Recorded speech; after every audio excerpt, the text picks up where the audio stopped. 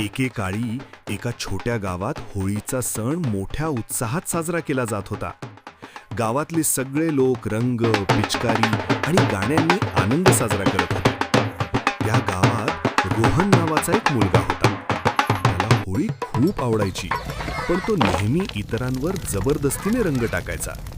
काही लोकांना ते आवडत नसे, पण तो हसतच राहायचा. एकदा होळीच्या दिवशी रोहनने एका आजोबांवर जबरदस्तीने रंग टाकला.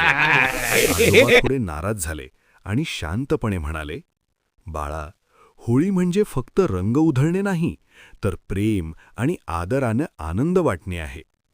रोहनला आपली चूक कळली. त्याने आजोबांची माफी मागितली आणि पुढच्या वेळेस सगळ्यांना विचारूनच रंग लावायला सुरुवात केली. त्या दिवसानंतर गावात होळी आणखी आनंदात साजरी होऊ लागली. सण साजरा करताना प्रेम, आदर आणि अशाच आनंद नवनवीन आणि मनोरंजक गोष्टींसाठी VPL मराठी 01 चॅनलला आत्ताच सबस्क्राईब